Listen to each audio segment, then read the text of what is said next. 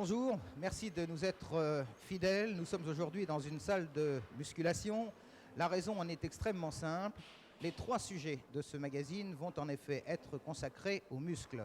Un muscle auquel on prête de plus en plus d'attention, qu'il s'agisse de travailler sa forme ou encore son profil, ou encore bien sûr d'un entraînement sportif ou de rééducation fonctionnelle.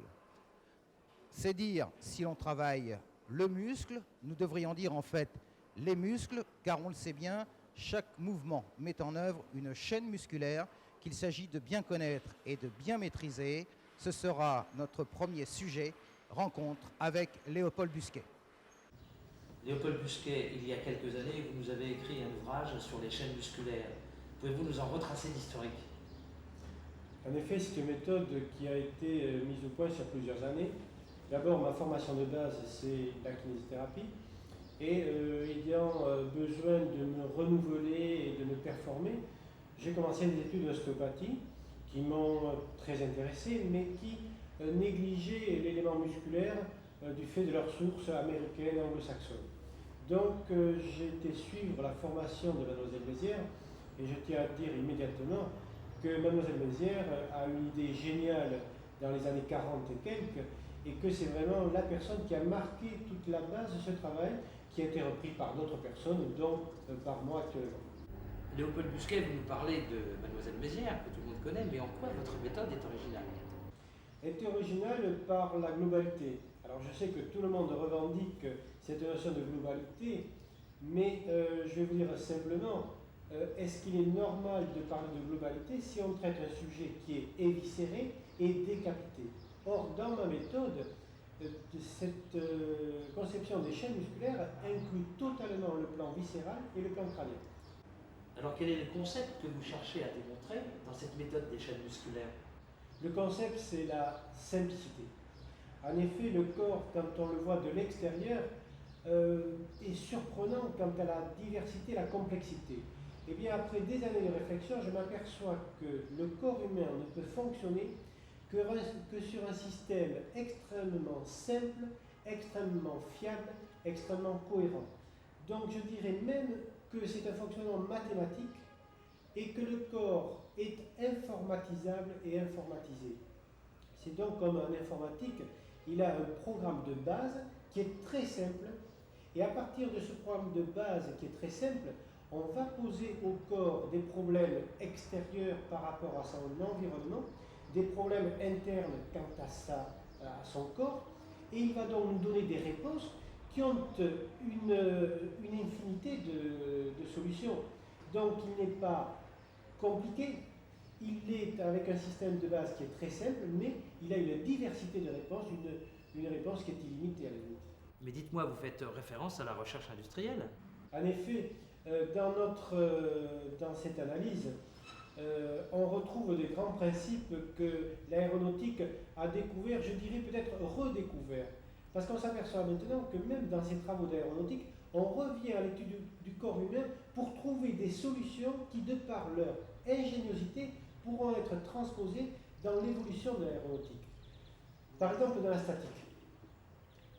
Si on doit construire l'homme debout, on est tous les deux et on oublie nos connaissances antérieures qui nous encombrent très souvent, essayons de retrouver le bon sens, essayons de retrouver l'ingéniosité, essayons de retrouver la créativité.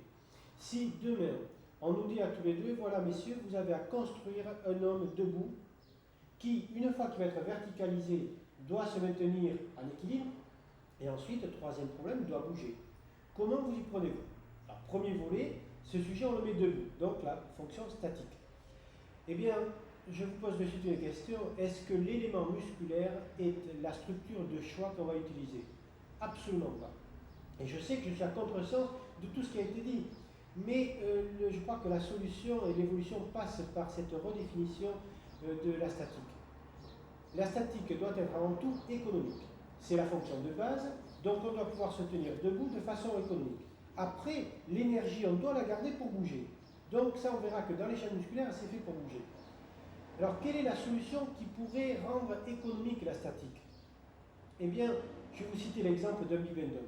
Vous prenez un bibendum qui a été gonflé à pression adéquate et vous le mettez debout en ayant les pieds, le bas du bibendum tenu.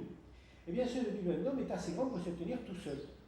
Et quelque part, avec des forces gratuites, puisque ce sont des forces internes qui lui donnent cette pression. Et en plus, ce sont des forces réactives. Amusez-vous à prendre la tête de ce demi-homme, à vouloir le faire plier vers l'avant, mais il va développer et potentialiser ses pressions internes pour presque vous s'opposer à vous et se redresser. Donc, toute ma démonstration de la statique part de cette observation et le corps humain. Je ne dis pas qu'on est comme des poupées gonflables, mais on est comme des mannequins gonflés par nos pressions internes. Ce qui veut dire que lorsqu'on observe un enfant debout, qu'on voit ses courbures au niveau des lordoses syphoses, eh bien je peux vous montrer que c'est la résultante du contenant contenu et donc des pressions que les viscères accorderont. Tout en sachant que le plan viscéral peut varier ses pressions. Il peut y avoir un enfant avec un ventre extrêmement proéminent, ballonné. Il peut y avoir d'autres personnes qui développent des spasmes. C'est ce qu'on verra dans la pratique. Oui, c'est ce qu'on verra dans la pratique. Donc, si on peut clôturer là, la statique est la résultante du contenant contenu, donc du plan viscéral. Mais aussi, un peu comme une marionnette, de la raquette supérieure qui tient toutes les ficelles des chaînes musculaires. C'est la base du crâne. Et au niveau d'une marionnette, si vous faites bouger la raquette qui tient les fils, vous avez toute votre marionnette qui va se structurer différemment.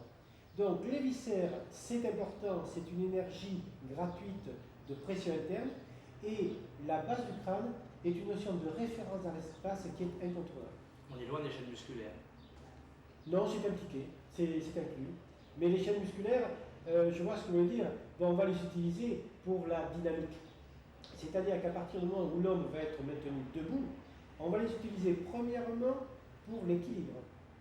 Parce qu'en effet, avant de faire bouger, il faut que notre mannequin puisse tenir debout. Alors pourquoi il doit tenir debout? Eh bien parce que on va être construit sur une statique en déséquilibre antérieur. Alors ça paraît bizarre, on parle de recherche d'équilibre et je vous dis non, on est construit sur un déséquilibre. On est construit sur un déséquilibre parce que si on est comme une statue, si on est rigide, vertical à la perfection, il y a une notion d'inertie. Et quand on va vouloir se mettre à bouger comme des robots, il y aurait un temps d'inertie pour se mettre en mouvement. Donc pour éviter l'inertie, on est obligé de créer un sujet très instable, comme en aéronautique où les avions sont construits sur une instabilité.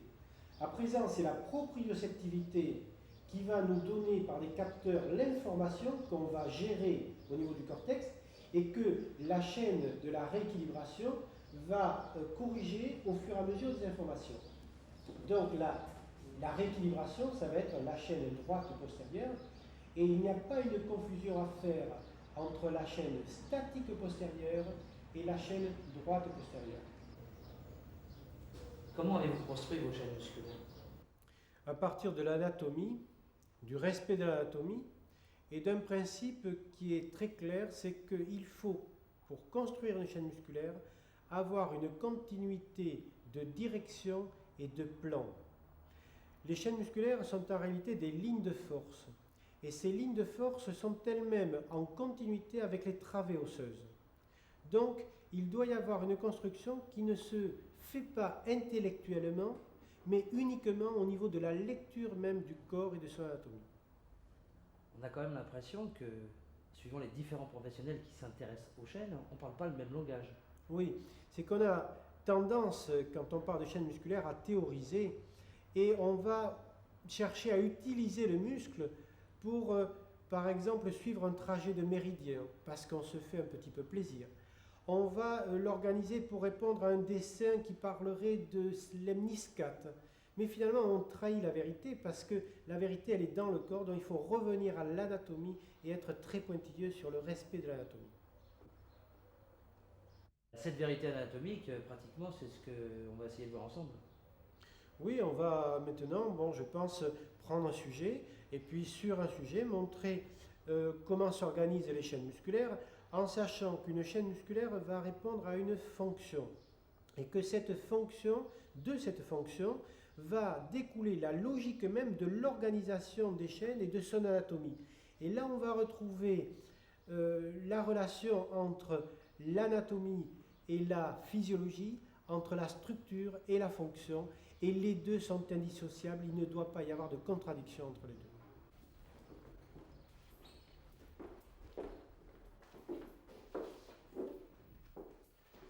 Prenons le schéma de la chaîne statique postérieure. Cette chaîne statique postérieure commence au niveau de la base de l'occiput avec le ligament cervical postérieur, l'aponévrose dorsale, l'aponévrose lombaire et se termine au niveau du sacrum. On peut même intégrer dans cette chaîne statique postérieure la faux du cerveau qui termine au niveau de l'ethmoïde, c'est-à-dire à la partie frontale.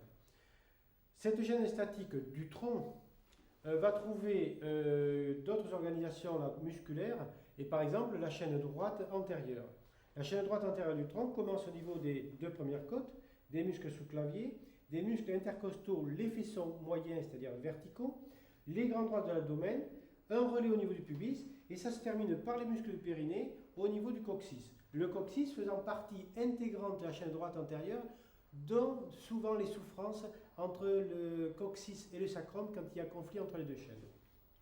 Sur le plan postérieur, si on a envisagé la chaîne statique postérieure, il y a la chaîne droite postérieure qui est une chaîne musculaire et qui comprend au niveau du tronc les paravertébraux, c'est-à-dire l'épi épineux, le long dorsal, le sacro-lombaire et le transversaire épineux. Ces petits muscles du plan profond vont intervenir sur la gestion du mouvement, sur la rééquilibration. Donc ce sont des muscles presque des ligaments actifs. Mais la dynamique de cette chaîne postérieure, au niveau du redressement, va être faite surtout par le plan moyen. Et le plan moyen, on va retrouver les petits dentelés postérieurs supérieurs, les petits dentelés postérieurs inférieurs, avec relié entre les deux l'aponévrose dorsale. Donc là, on a une chaîne antérieure qui va faire la flexion, une chaîne postérieure qui va faire l'extension. Sur le plan antérieur, on a ensuite les chaînes croisées.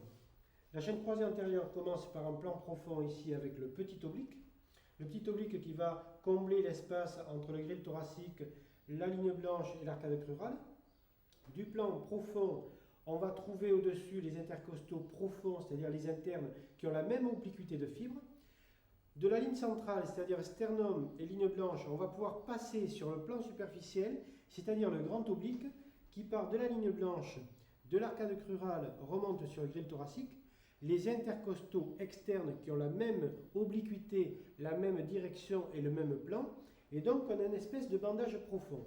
Ça, c'est la chaîne croisée antérieure qui aura pour but de rapprocher l'épaule de la hanche opposée. Mais justement, ce plan profond n'est pas assez vigoureux, assez efficace. Donc si on veut aller rechercher la ceinture scapulaire, eh bien on a ici une petite potence. La potence, c'est l'apophyse coracoïde. Et comment on va aller chercher l'apophyse coracoïde?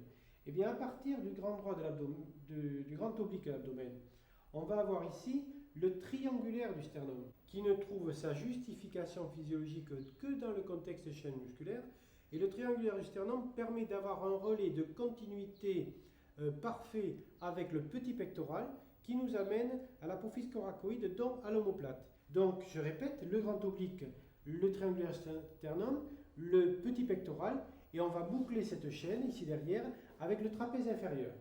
Donc, on a une bretelle latérale qui va nous permettre d'amener l'épaule, mais le bras peut rester libre. Par contre, si on veut amener le bras en même temps, pour compléter le mouvement, on va rajouter par-dessus le grand pectoral. Mais il faut boucler quand on va à l'extérieur. Le grand pectoral vient à la colisse bicipitale, mais va se terminer à l'arrière par le grand rond et par le grand dorsal. Donc, on peut amener l'épaule, on peut amener le bras, et si on veut amener le cou, il y a la côte 1 et la côte 2 qui sont libres pour les scalènes, mais la tête doit rester encore un petit peu indépendante pour des notions de priorité. Si je veux amener la tête, je fais jouer le sternocléido-mastoïdien. Donc on a une torsion antérieure qui prend beaucoup plus d'efficacité, beaucoup plus d'amplitude. Maintenant, la chaîne croisée postérieure. Alors la chaîne croisée postérieure va partir par exemple ici du carré des lombes avec les fibres ilio-lombaires, avec les fibres de l'autre côté costo-lombaires, avec le petit dentelé postérieur inférieur, et par le relais avec le grand dorsal, on va remonter jusqu'à la coulisse bicipitale. Cette chaîne croisée postérieure va donc impliquer une torsion postérieure avec le rapprochement de cet hémithorax par rapport à l'hémibassin opposé. Alors, le mouvement n'est pas tout à fait celui que vous faites, c'est plutôt le rapprochement comme ceci d'une hanche et d'une épaule. Si on veut amener l'épaule avec le mouvement du tronc, on va ajouter le trapèze inférieur et le trapèze inférieur va nous faire reculer l'omoplate. Si on va amener en plus de l'épaule le bras, le grand dorsal, dans la coulisse bicipitale, va également jouer dans ce schéma de torsion postérieure. Donc, avec ces différentes chaînes, droite antérieure, droite postérieure, croisée antérieure, croisée postérieure, on peut envisager tous les mouvements. Donc, chaîne flexion, extension, torsion antérieure, torsion postérieure. Si je fais travailler les chaînes homolatérales croisées, j'aurai une latexion. Si cette chaîne croisée, je la fais fonctionner avec l'opposé postérieur, j'aurai la rotation plane, d'un côté comme de l'autre. Et dernier paramètre auquel je tiens, c'est que les deux chaînes croisées antérieures, on les retrouvera dans des schémas de fermeture, chez tous ces enfants qui ont des valgus, des pieds versés, on en parlera. Et ensuite, les chaînes croisées postérieures, elles vont me donner des schémas d'ouverture. Et pourquoi je parle d'ouverture-fermeture? Parce que ça implique totalement le plan viscéral et l'expression au niveau de la statique périphérique dont des membres. Par exemple, regardons cet enfant. Cet enfant, vu de profil, première observation, bougez pas ma grande. Première observation, elle est lordosée. Mais cette lordose s'associe à une position relativement antérieure des épaules et de la tête. Bien, voilà un schéma qui montre une chaîne postérieure avec carré des lombes psoas, et ça va nous signer une lordose basse avec tendance à l'antéversion du bassin. Ça signera un problème pelvien. Par contre, le placement des épaules avec la tête projetée en avant signe une tension de la chaîne antérieure. Et au niveau de la chaîne antérieure, on aura la participation des petits pectoraux qui me ramènent les épaules et on aura les grands droits d'abdomen. Ces muscles vont me signer une tendance à la souffrance abdominale. Si on regarde la projection sur les membres inférieurs, cet enfant a un schéma un tout petit peu surprenant. Elle semble avoir, rapproche tes pieds, elle semble avoir une tendance au varus. Mais c'est un faux varus. Vu de profil, l'antéversion du bassin va mettre en tension les ischio-jambiers, excentriques, et va solliciter les grands droits, les droits antérieurs du quadriceps pour faire l'antéversion. Donc on aura tendance à avoir un récurvatum qui est secondaire au problème lombaire. Et vu de face, les chaînes de fermeture organisent une rotation interne de l'ensemble du membre inférieur.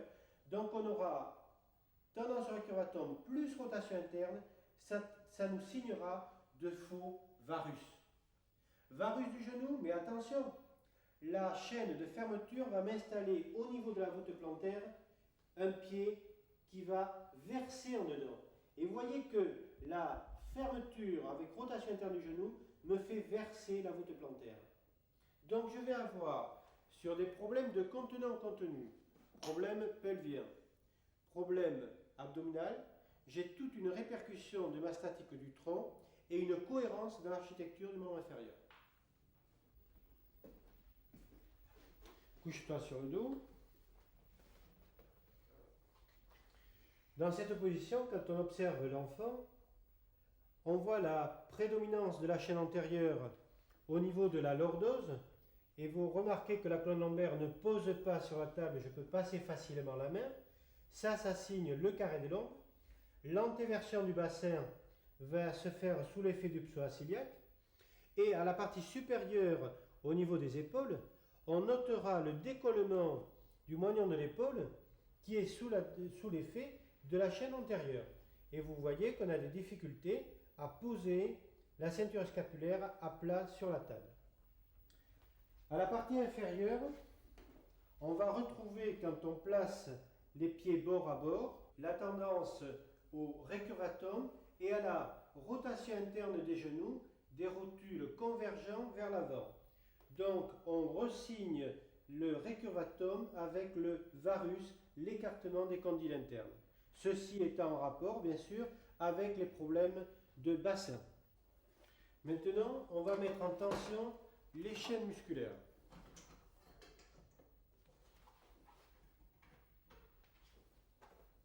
Les jambes, mets tes jambes tendues.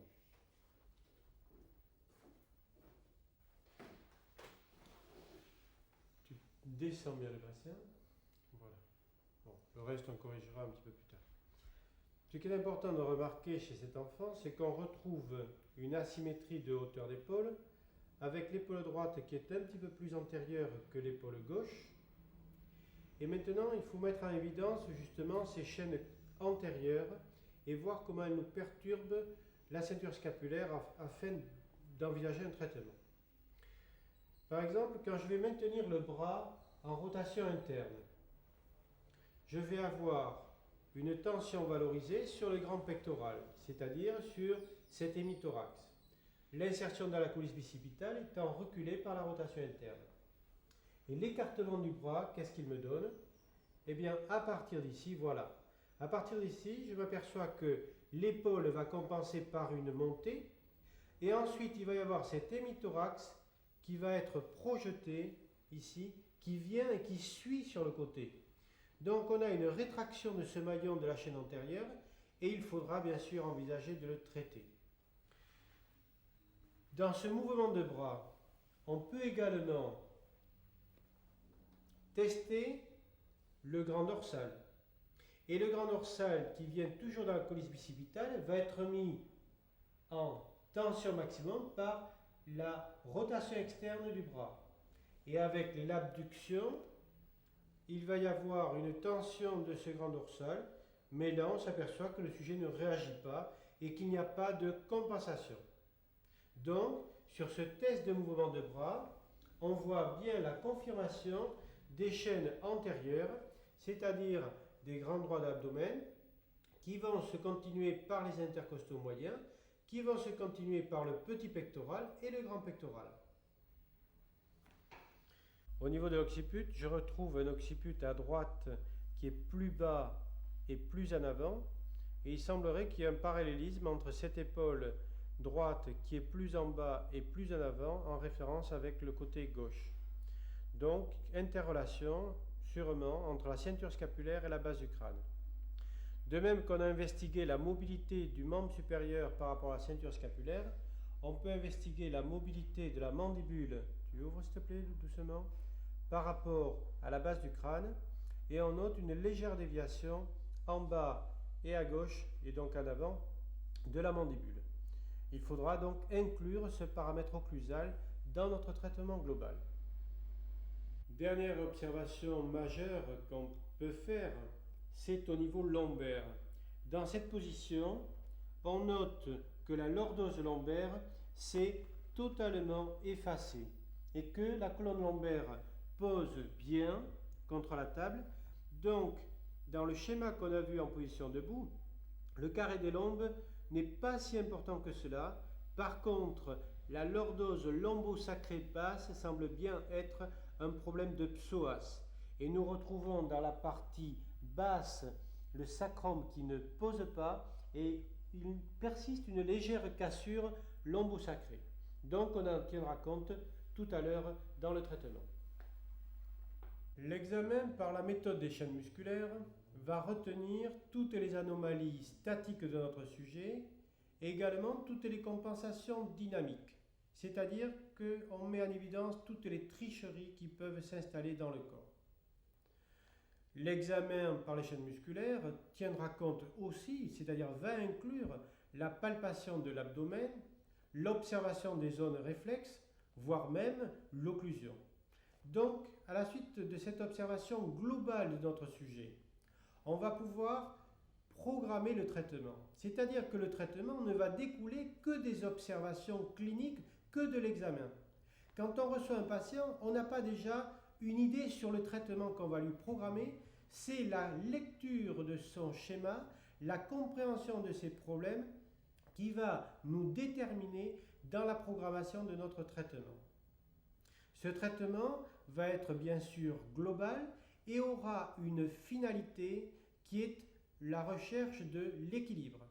L'équilibre sur un plan de la statique, mais également l'équilibre dans la tension des chaînes musculaires. Nous sommes arrivés à un stade où nous pouvons faire un bilan de ces observations statiques et dynamiques sur cet enfant. Il est à retenir deux niveaux. Dans la partie supérieure, c'est-à-dire au-dessus de l'ombilic, c'est la chaîne antérieure qui est dominante. Donc il faudra traiter cette chaîne droite antérieure avec les expansions au niveau des épaules. Par contre, dans la partie inférieure, vous vous rappelez qu'il y avait une dominante sur une lordose lombosacrée basse et une antéversion de bassin.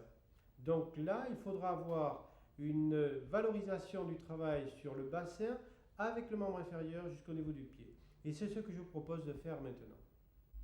On va commencer par le traitement de la partie supérieure de la chaîne droite antérieure en impliquant le bras puisqu'il y a une relation avec les pectoraux sur les membres supérieurs. Après avoir positionné ma table pour ce genre de travail, je vais amener lentement les bras de l'enfant dans cette position de position excentrique. Je vais placer le bras en rotation interne pour valoriser la tension du tendon terminal du grand pectoral. Je vais lui demander de boucler les chaînes du membre supérieur en faisant une dorsiflexion. Je vérifie que dans l'ensemble du corps, ces corrections ne se propagent pas selon les maillons de la chaîne musculaire, donc ne sont pas repoussés à d'autres niveaux. Il faut éviter de déplacer les compensations. Je vérifie la position de la tête et dans cette position de rotation interne que je maintiens, je vais demander à l'enfant d'inspirer, inspirer et tu souffles en gonflant le ventre. Voilà, tu maintiens bien le gonflement du ventre, bien.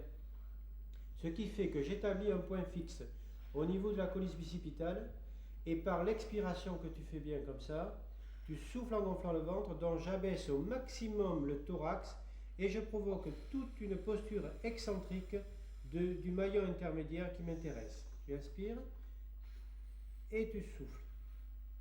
Ce travail, tu arrêtes, est à faire de façon très précise et il va avoir pour but de débrider la position en antériorité de la ceinture scapulaire et relâchant les tensions de la chaîne antérieure, j'aurai en statique debout le placement, le positionnement de mes épaules qui va se modifier et qui va se rééquilibrer. Maintenant, la suite du traitement va cibler le psoas. L'enfant a adopté une position en appui par rapport à la table avec les clavicules qui sont juste au contact du bord de la table, avec à l'aplomb le pied juste à la perpendiculaire du bord de la table et la jambe d'appui qui est en flexion va, de par sa flexion, m'assurer la rectitude de la colonne lombaire. Donc vous voyez qu'on va avoir une bonne maîtrise de la ceinture scapulaire, de la colonne dorsale, de la colonne lombaire et du bassin. L'ensemble étant bien stabilisé au niveau du bassin, la tension du psoas iliaque ne me donnera pas de lordose lombaire. Donc dans cette position maintenue, j'ai un travail en excentrique du psoas iliaque et que je vais pouvoir faire continuer par un travail homologue de l'autre psoas afin d'avoir une mise en tension et surtout une proprioceptivité équivalente au niveau des psoas pour un déparasitage du bassin. Dans cette position, nous pouvons envisager le traitement des chaînes du membre inférieur. Mais avant d'aborder le membre inférieur, il faut corriger la position haute. Donc cet enfant est en appui avant, avec les bras tendus, les mains ayant à peu près l'écartement des épaules, et nous vérifions le bon alignement entre l'occiput, la ceinture scapulaire, les omoplates plus exactement, le sacrum et les talons. Il faut donc qu'il y ait un alignement entre la sphère céphalique, thoracique, bassin et calcanéum. Vous remarquez que dans cette position, la colonne lombaire est bien corrigée et que sur un tronc bien corrigé, on va pouvoir demander les corrections des compensations au niveau des genoux et au niveau des pieds. Dans cette position, nous allons pouvoir demander la correction des chaînes du membre inférieur. L'enfant va faire une extension au niveau des genoux et voyez que cette extension entraîne un varus. Ce varus va être associé à la partie basse, à l'écartement des calcanéums qui ne peuvent être en contact parce que les malléoles sont déjà en pression. Maintenant, nous allons demander au niveau du genou à l'enfant de faire travailler les chaînes d'ouverture et en particulier la rotation externe. La rotation externe plus l'extension me donne l'alignement au niveau du genou, l'alignement au niveau des mollets, l'alignement des tendons d'Achille, le contact au niveau des calcanéums et également le contact au niveau des malléoles. Et maintenant, regardez la différence avec la position précédente où je demande à l'enfant de revenir en position de référence avec les calcanéums qui s'écartent, les malléoles qui restent en contact et les voûtes plantaires qui sont ici relativement versées. Maintenant, je refais la correction à partir des genoux avec la rotation externe et l'extension et vous voyez que les voûtes plantaires se reforment à l'avant. Vous voyez que les malléoles et le calcanéum sont en contact en même temps que le genou est corrigé et donc nous aboutissons à tout un équilibre architectural et en découlera un équilibre fonctionnel de tout le membre inférieur. Donc cette correction qui a tenu compte des orteils, qui a tenu compte de la voûte plantaire, qui a tenu compte du genou et du bassin, ne peut se faire que s'il y a un respect des corrections de la partie supérieure, c'est-à-dire de la tête jusqu'au niveau des orteils. Donc on retrouve la notion de globalité, de chaînes qui peuvent être traitées dans un segment comme le membre inférieur, mais on ne peut absolument pas ignorer la continuité de la chaîne et il faut la maîtriser d'une extrémité à l'autre. Voilà, pour ce qui n'est qu'une approche du sujet, si vous voulez en savoir davantage, sachez que Léopold Busquet organise des stages. Deuxième sujet de ce magazine, l'électromyostimulation, un sujet qui ne laisse pas indifférent dans la profession, ce qui nous a amené à faire le point dans Kiné Vidéo en rencontrant le docteur Marc Bichon au CREPS de Toulouse. Alors ensemble, direction Toulouse. Docteur Bichon, l'électrosimulation a été un espoir dans la préparation des sportifs. N'est-elle pas devenue une mode? Non, je crois que l'électrosimulation, c'est d'abord quelque chose qui est ancien, puisque les excitomoteurs, tout le monde connaît et tout le monde a pratiqué, surtout dans le monde de la kinésithérapie. Deuxièmement, nous, au niveau du monde médico-sportif, on est un petit peu à l'affût de tout ce qui bouge et de tout ce qui évolue. Et donc, ça fait maintenant environ une dizaine d'années qu'on sait que de l'autre côté de l'Atlantique, aux États-Unis, au Canada, on travaille sur l'électrosimulation, de même qu'en Allemagne de l'Est, de même qu'en Union soviétique. Et donc, ce n'est pas vraiment quelque chose de tout nouveau. Et c'est simplement par curiosité que nous avons commencé à nous intéresser à ces méthodes-là il y a environ 5 ans, et que quelques équipes françaises ont commencé à travailler dans ce domaine-là.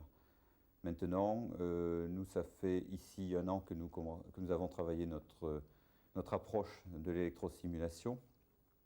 Et effectivement, ce n'est pas une question de mode, mais c'est une meilleure approche de la physiologie de l'exercice musculaire et du renforcement musculaire. Vous l'utilisez dans la préparation des athlètes, mais aussi en récupération des sportifs blessés. Pouvez-vous nous préciser votre expérience? Je crois que comme tout thérapeute, le primum movens, c'est d'abord le sportif blessé. Donc la première des choses, ça a été le post-opératoire ou le post-accident immédiat, la récupération de la myotrophie. Et donc là-dessus, on a découvert un certain nombre d'applications et surtout l'efficacité de cette thérapeutique. Deuxièmement, ça a été sur les groupes musculaires à irritation et donc à fatigabilité anormale, les accidents musculaires à répétition. Ça a été la deuxième implication que nous avons utilisée. Troisièmement, sur certains problèmes de pathologie de déséquilibre musculaire, et on sait que dans le monde sportif, c'est quelque chose qui est essentiel, l'équilibre musculaire. Et puis enfin, il est évident qu'à partir du moment où on a évolué, et on a évolué vers la sortie, c'est-à-dire la réadaptation du sportif vers son geste propre, efficace, eh bien c'est là qu'on a fait l'application un petit peu plus élaborée en préparation physique.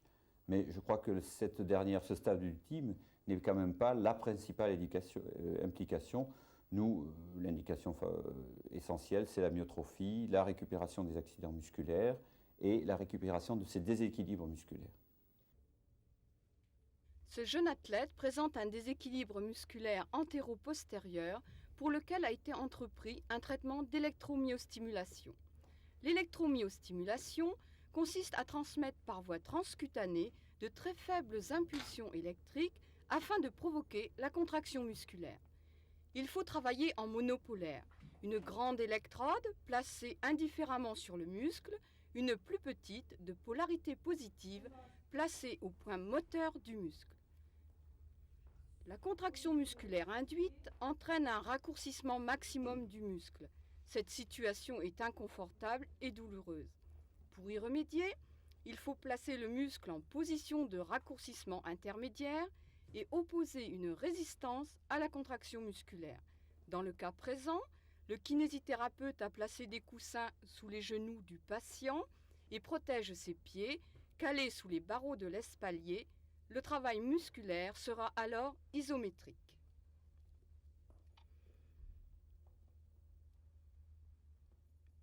L'appareil utilisé est un stimulateur portable travaillant avec un courant d'impulsion rectangulaire compensé. Plusieurs sorties permettent de travailler plusieurs muscles. Le kinésithérapeute utilise des cartes programmées à l'avance ou encore préparées spécialement pour le cas à traiter. Le programme proposé comporte 3 phases. Une phase d'échauffement, une phase de renforcement et une phase de récupération active. La phase d'échauffement dure environ 5 minutes. La fréquence utilisée tétanise les fibres lentes.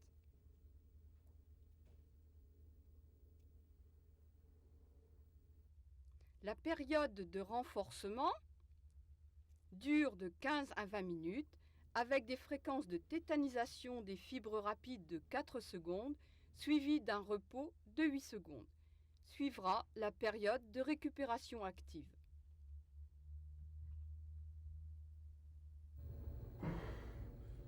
À partir du moment où l'électrostimulation a évolué sur le plan de ses conceptions, tant sur le plan des courants que sur le plan du mode de recrutement et du mode de travail au niveau de la fibre musculaire, on peut parler de physiologie appliquée au travers de l'électrostimulation. Au niveau des dangers, bien sûr, c'est toute l'utilisation sur le plan musculaire et ce qui compte, c'est le côté indication et bonnes indications de l'électrostimulation. L'électrostimulation ne représente pas plus que la musculation et surtout pas plus que l'entraînement, bien entendu, et il ne faut pas non plus faire dire à l'électrostimulation ce qu'elle ne peut pas dire. On utilise l'électrostimulation en complément pour travailler sur des groupes musculaires spécifiques. Et moi, je tiens plutôt le langage de la notion de rééquilibrage musculaire pour des déséquilibres antéro-postérieurs ou entre deux membres inférieurs ou deux membres supérieurs, plutôt que de dire on va faire du développement de la force musculaire au travers de l'électromyostimulation. Là, il vaut mieux s'entraîner, il vaut mieux aller faire de la musculation. Au niveau de la fibre musculaire, quelle est la différence entre la contraction volontaire et l'électromyostimulation ? C'est une différence qui est toute simple, qui est une différence de recrutement des fibres musculaires. Quand on fait une contraction volontaire, on part dans un cycle qui est le cycle naturel à partir de la phosphocréatine, le recrutement sur le mode fibre rapide, et puis ensuite, selon l'intensité de la contraction, on recrute les fibres lentes. Alors qu'avec l'électromyostimulation, on arrive à recruter électivement sur le mode qu'on détermine en fonction de la fréquence de recrutement, soit sur le mode purement aérobie, soit sur le mode zone mixte, et donc on va recruter sur le mode fibre lente, fibre rapide, soit carrément sur le mode fibre rapide. Je ne dis pas qu'on recrute préférentiellement les fibres rapides ou les fibres lentes, ce qui est une erreur. On ne fait pas cela avec l'électrostimulation. Ce sont toutes les fibres d'un groupe musculaire qui sont recrutées sur un mode particulier. Vice-champion de France de saut en hauteur et entraîneur, Dominique Hernandez pratique l'électromyostimulation. Nous l'utilisons en plus d'un travail musculaire de renforcement. C'est-à-dire que sur un plan d'entraînement, il y a 2 types de grosses séances, des séances de renforcement musculaire et des séances de vascularisation. La vascularisation, en gros, c'est la course, et le renforcement musculaire, c'est tout ce qui est musculation avec charge ou sans charge, et électrostimulation. Donc dans ce cas-là, ce n'est qu'un simple adjuvant, un travail de plus. Le deuxième cas, et c'est en général le plus important, c'est utilisé quand des athlètes sont blessés. Ici, c'est un travail de renforcement musculaire, qui est un plus. Alors le renforcement musculaire, il se situe chez nous à deux niveaux. Un travail, excusez-moi.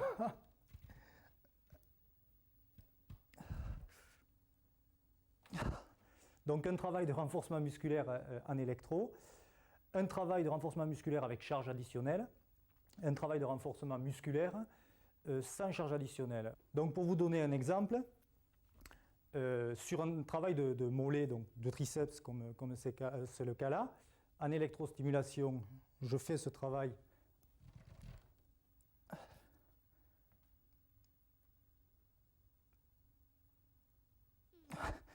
donc ce travail de renforcement. Le même travail peut se faire également sous une presse verticale en mettant des charges, en essayant de soulever le plus haut possible un travail de mollet.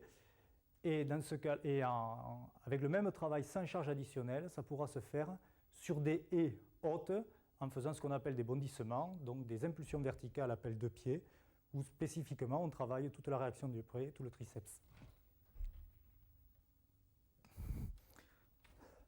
Bon, donc sur ce type de travail, il y a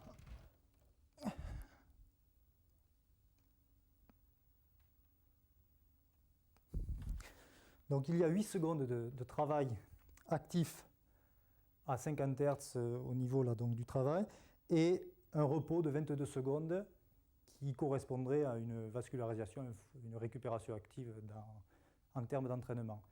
Le travail est une impulsion, donc une contraction complète du muscle qui me pousse vers le haut. Et si on voit les sangles que j'ai au niveau des épaules,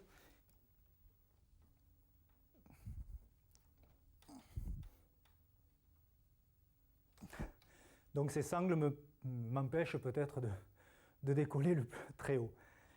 C'est donc un travail en isométrie que l'on voit. Le travail d'isométrie correspond donc à une prise de volume et surtout à une solidité énorme au niveau des appuis. Et je crois que c'est un peu un des gains que je retrouve dans l'entraînement, puisque nous, on cherche à être très très solide au niveau des appuis des membres inférieurs.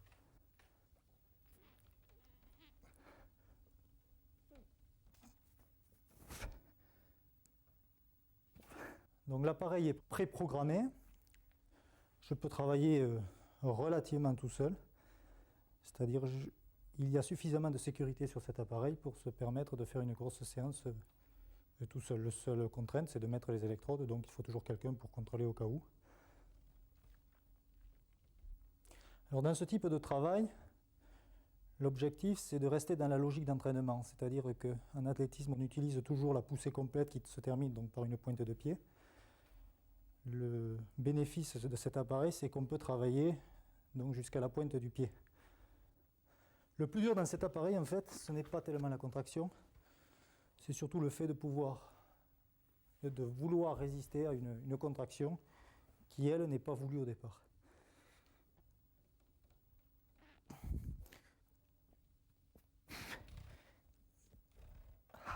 Docteur Bichon, au bout d'un an d'expérience de pratique de l'électrostimulation, quelles en sont vos satisfactions et vos déboires? Bien, au niveau des satisfactions, moi, ce qui m'intéresse le plus, je suis avant tout, avant d'être un traumatologiste, je suis un physiologiste par passion et un physiologiste d'entraînement. Et ce qui m'intéresse, c'est qu'avec l'électrostimulation telle qu'elle est conçue actuellement, on fait de la physiologie appliquée. Donc on fait quelque chose de logique au niveau des fibres musculaires. Ça, c'est le premier point, donc satisfaction toute intellectuelle, on pourrait dire.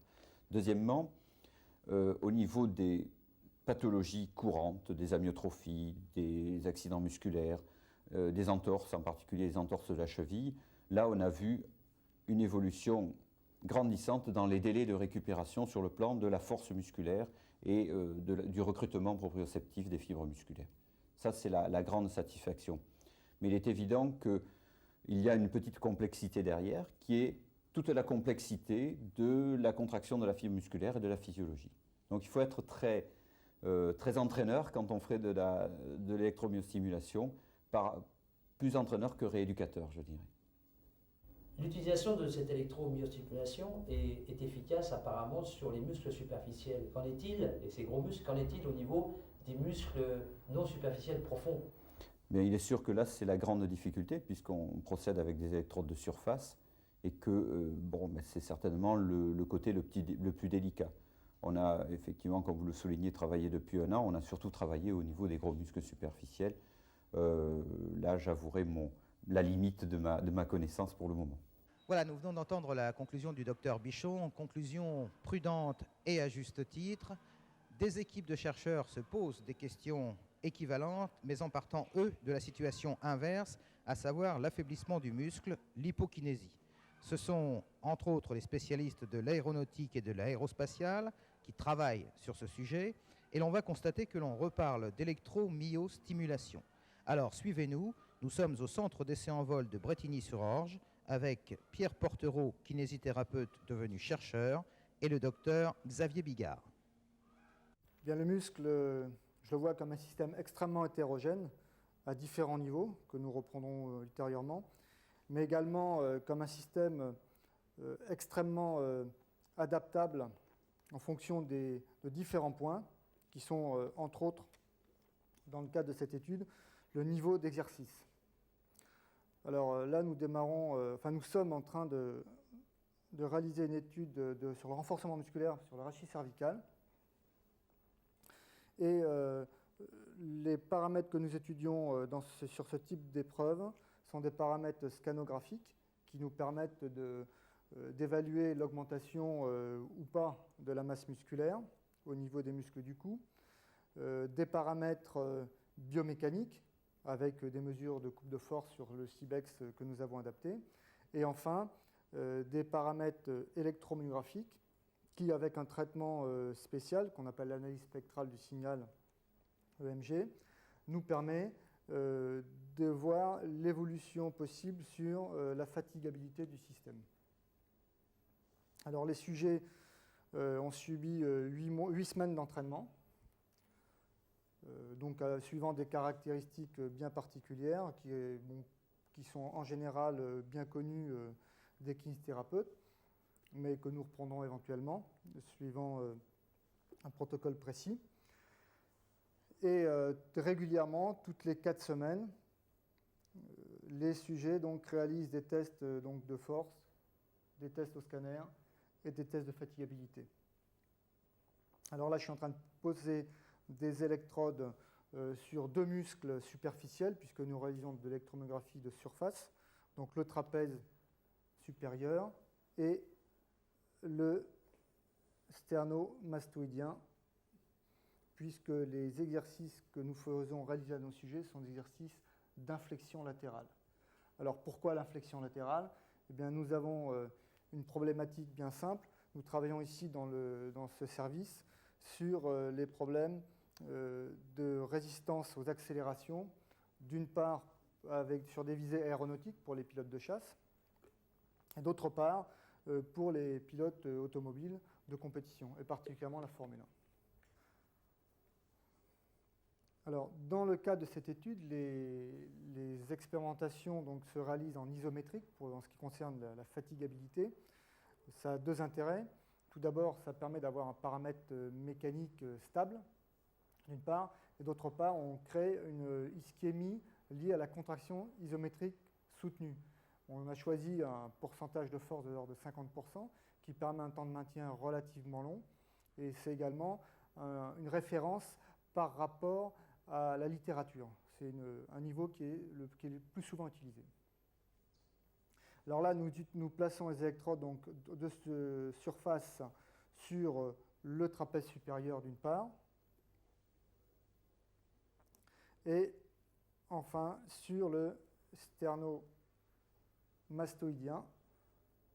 Alors là, on fait attention, on le place au-dessus du muscle possier du cou, qui est important puisque s'il se met en contraction, il va décharger des potentiels qui vont masquer l'activité du sterno. Donc voici ces 2 électrodes de surface sur le sterno. Et maintenant nous vérifions la résistance interélectrode qui doit être suffisamment basse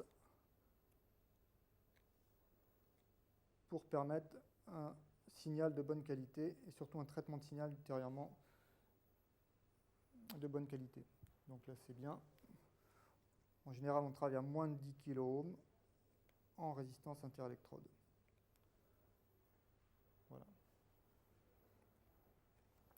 Maintenant, je te place la terre. Hein.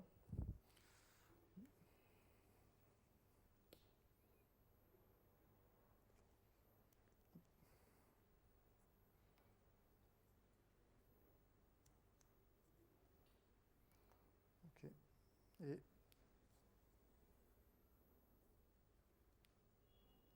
voilà. Oui.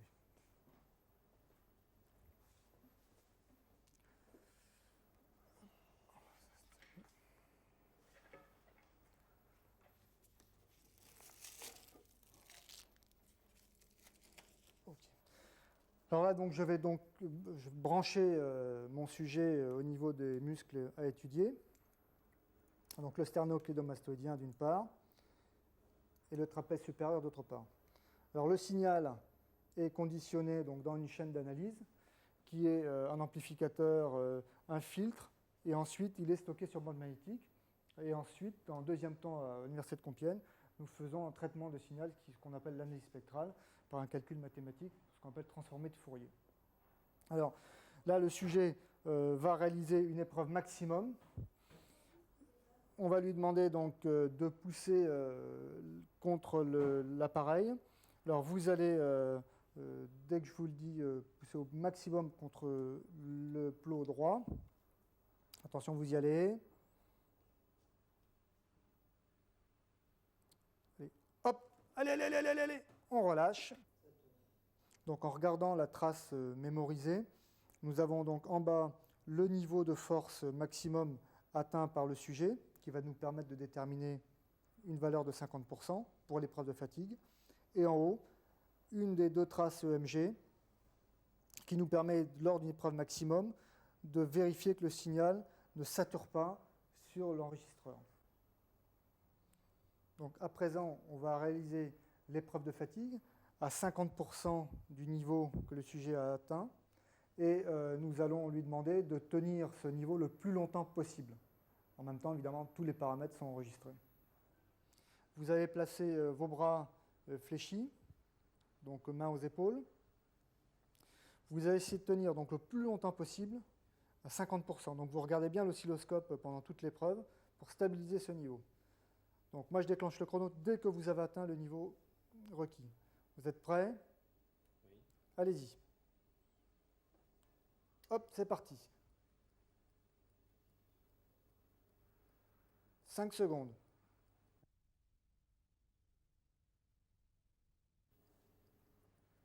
45. Allez, on regarde bien l'oscillo. On arrive à la minute. Allez, 1 minute. Allez, tu maintiens. Allez, tu continues là, tu continues. Allez, tu peux encore au moins 5 secondes. Allez. Hop, tu arrêtes. Donc là, nous venons de voir une épreuve de fatigabilité musculaire dans le cadre d'un programme de renforcement musculaire, c'est-à-dire de conditionnement musculaire. Il est bien évident que ces techniques d'électromographie de surface et le traitement ultérieur en analyse spectrale va nous donner des informations sur les modifications internes du muscle. Nous réalisons le même type d'épreuve et utilisons le même type de technique pour étudier les effets du déconditionnement musculaire. Alors, le déconditionnement musculaire, nous, dans le cadre de ce laboratoire, nous l'étudions pour les vols spatiaux. En effet, sur les vols spatiaux de longue durée, le muscle se transforme puisqu'il se trouve en situation de microgravité et donc est soumis à un régime prolongé d'hypokinésie. Sur Terre, nous avons un modèle de simulation pour l'homme qui s'appelle le bed rest, en anglais repos au lit, qui en fait consiste en une épreuve de décubitus prolongé qui dure environ 4 à 5 semaines. Certaines études américaines soviétiques vont jusqu'à 2, 3, 4 mois, voire des fois plus longtemps. Et nous possédons également au niveau du laboratoire un modèle animal sur le rat qui permet également de retrouver ces mêmes effets. C'est ce qu'on appelle le modèle du rat suspendu. Quelles sont les conséquences de l'hypokinésie prolongée chez l'homme et chez l'animal?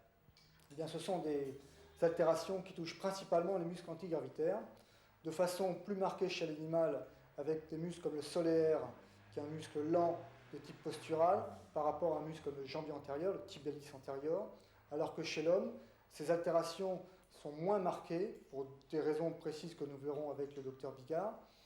Et ce sont principalement les muscles postérieurs de la jambe qui ont des fonctions posturales et avec une caractéristique de typologie moins lente que chez l'animal, alors que les muscles antérieurs sont des muscles plutôt phasiques comme le jambier antérieur. Ces altérations sont de 3 niveaux. Des altérations tout d'abord morphologiques et ultrastructurales, ensuite des altérations de type fonctionnel, et enfin des altérations de type métabolique.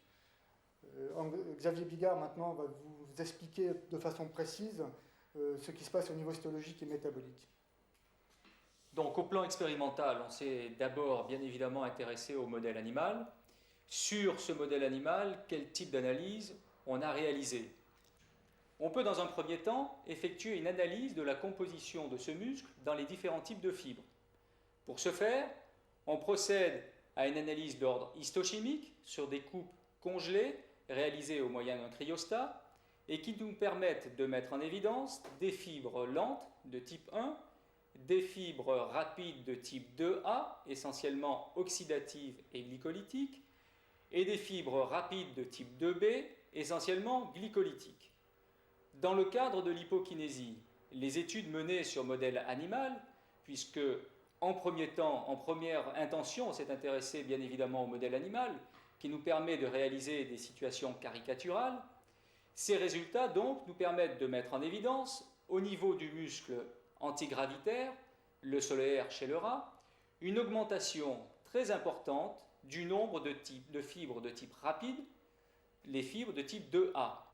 On peut dans un second temps réaliser une analyse de la surface de section moyenne des fibres, et ce au moyen d'un analyseur d'image, un analyseur informatisé, et les résultats obtenus chez l'animal nous permettent de mettre en évidence une atrophie. Cette atrophie des fibres n'est pas préférentielle d'un type donné. Par contre, elle est parfaitement corrélée à la diminution du poids du muscle chez ce même animal, ce qui nous permet de dire d'une manière tout à fait certaine que l'atrophie liée à l'hypokinésie n'induit pas de diminution du nombre de fibres présentes au sein du muscle. Dans un troisième temps, on peut réaliser des analyses d'ordre biochimique. On réalise sur ces biopsies une analyse de l'activité enzymatique d'un certain nombre d'enzymes clés des métabolismes, oxydatifs ou glycolytiques, et les résultats nous permettent de mettre en évidence, là aussi chez l'animal, une diminution de l'ensemble des métabolismes, mais surtout plus marquée pour les enzymes clés du métabolisme oxydatif de resynthèse de l'ATP. Alors chez l'homme, une des premières observations qui a été faite après les vols longue durée, c'était la jambe de poulet.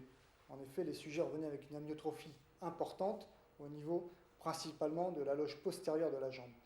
Alors pour des raisons d'éthique médicale évidentes, actuellement nous n'utilisons que des méthodes non invasives, comme la RMN en imagerie, qui permet de mettre en évidence une diminution de surface des muscles d'environ 13% pour les muscles postérieurs de la jambe et de 8% par contre pour les muscles de la loge antérieure.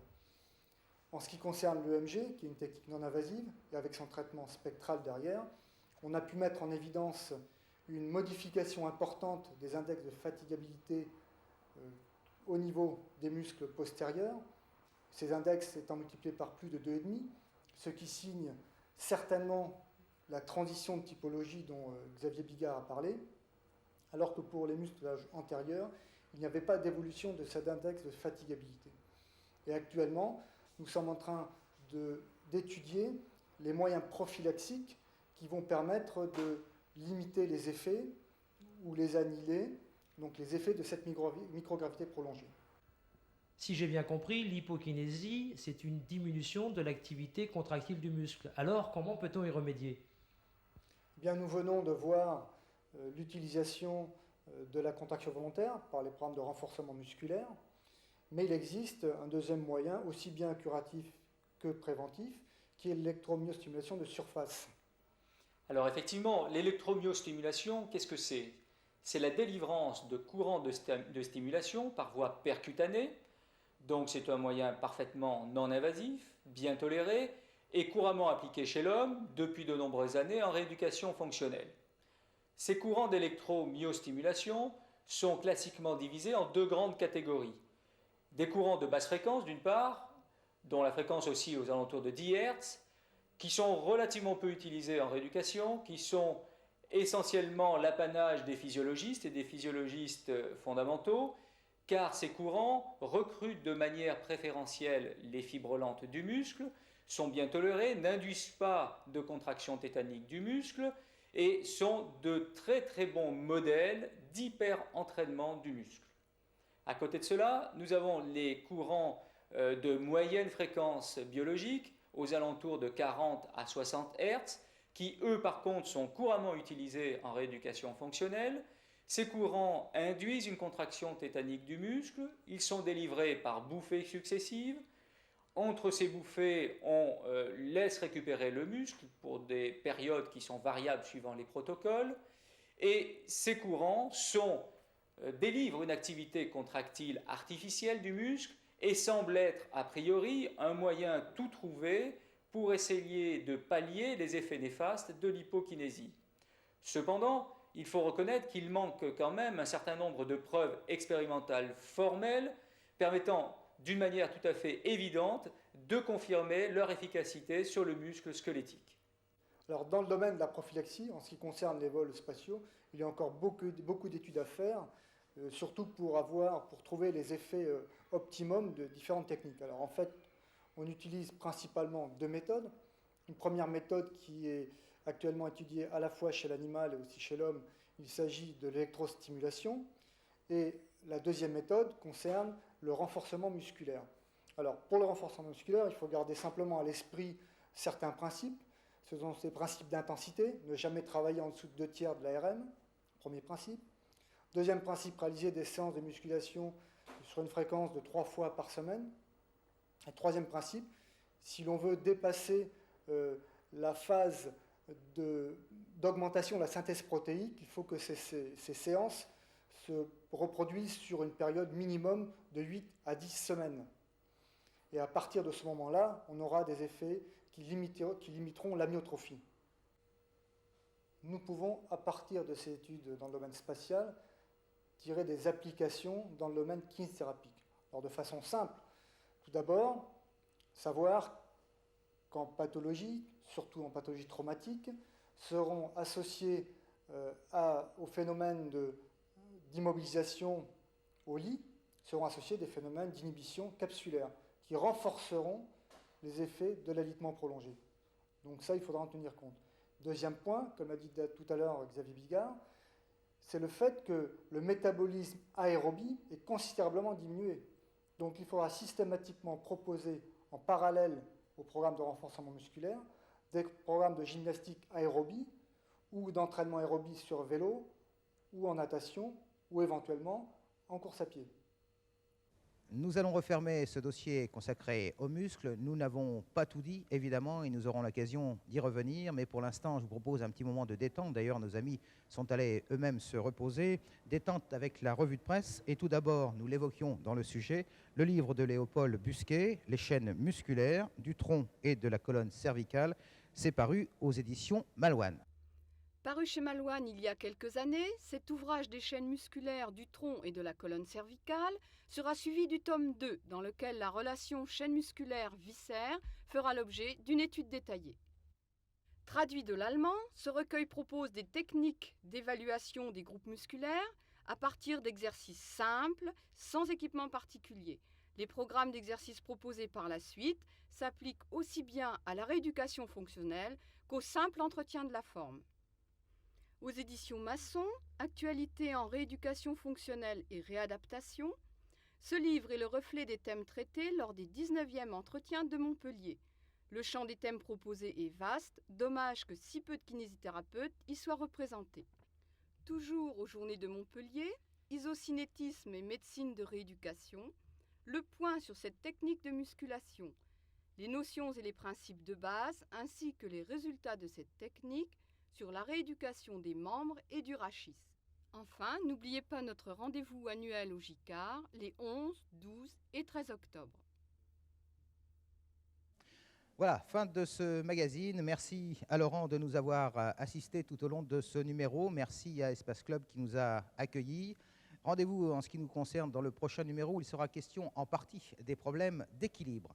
À propos d'équilibre, je vous rappelle que le thème des journées de l'INK porteront précisément sur l'équilibre. Ce sera les 13 et 14 décembre prochains à la Villette, à la Cité des Sciences. Rendez-vous en ce qui nous concerne dans un trimestre. Au revoir.